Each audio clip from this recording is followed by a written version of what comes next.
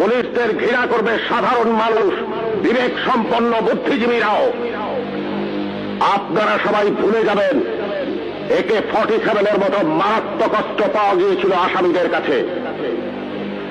যদি জনগণের কাছে ধরা পড়ে ওই আসামিরা গণপিটুনিতে মারা যেত, আপনারাই বলতেন ভালো হয়েছে, পুলিশের কাছে গেলে ছাড়া পেয়ে যেত।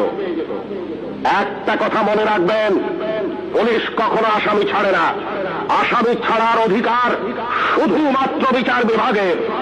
বলুন তো, AK-47 মতো রাইফেল কেন এদেশে আসবে, যা শুধু যুদ্ধক্ষেত্রে ব্যবহৃত হবে?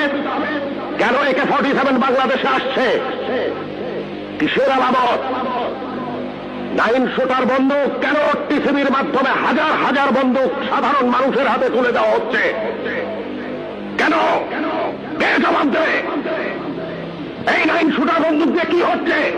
হচ্ছে চাঁদাবাজি, হচ্ছে খুন, হচ্ছে সন্ত্রাস। কে বন্ধ করবে এই সন্ত্রাস?